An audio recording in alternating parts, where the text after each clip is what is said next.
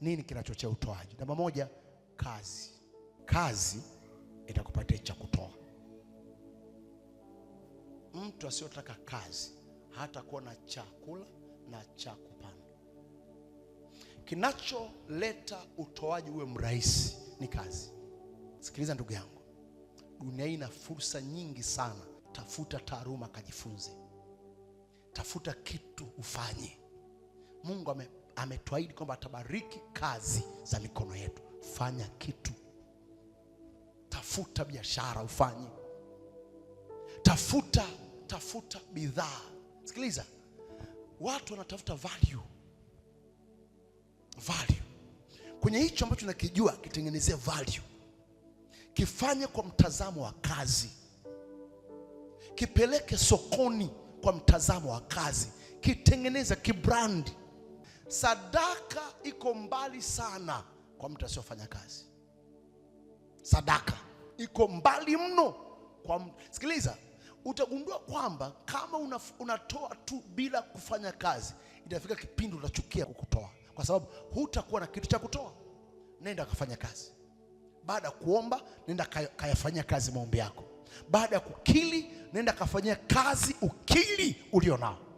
Nimegundua my friend, there is no way mtu mvivu atafanikiwa. Asema nilienda kwenye shamba la mtu mvivu na nikalichunguza, nikaliona lote limejaa majani. Ndipo nikaangalia na nikatafakari na nikapata somo kwamba bado kulala kidogo na kukunja mikono kidogo, bado usingizi kidogo, ndipo asema umaskini wako utakapokujia kama mnyang'anyi. Kwa mtu mvivu umaskini ni uhakika. Asema ninalipita karibu na shamba la mtu mvivu. Shamba la mtu gani? Kumbe kuna shamba la mtu mwenye bidii na mtu mvivu. Mstari wa 31, angalia. Asema kumbe lote limemea miba, uso wake ulifunikwa kwa viwavi na ukuta wake mawe yamebomoka. 32, anasema ndipo nilipoangalia na kufikiri sana, naliona nikapata mafundisho. Angalia mstari wa 33, bado kulala kidogo na kusinzia kidogo. Asema bado kukunja mikono kidogo upate usingizi. Angalia mstari wa 34. Nao tusome 1, 2, 3. Let's go. Hivyo umaskini wako huja kama mnyang'anyi na uhitaji wako kama mtu mwenye silaha. Mtu mvivu atasema kitabu cha 4. Uwezi ukatoa kweli kweli kama sio mtu unapenda kazi. Tafuta kazi. Namba 2, nini kinachochea kutoa? Imani. Toa ni tendo la imani. Lazima uone vitu kwa mbele. Lazima umuelewe Mungu, vyote nilivyo navyo ni mali yake. Kutoa kunahitaji imani. Namba 3, kutoa kunahitaji muendelezo, continuity. Kwamba simama siku moja, kwa miaka 5 sijala fungu la 10. What a joy, what a confidence. Ifike time na mtukuza Mungu. Tangu nilipoelewa maana ya zaka 2005 nimekuwa mwaminifu kwa Bwana mpaka sasa.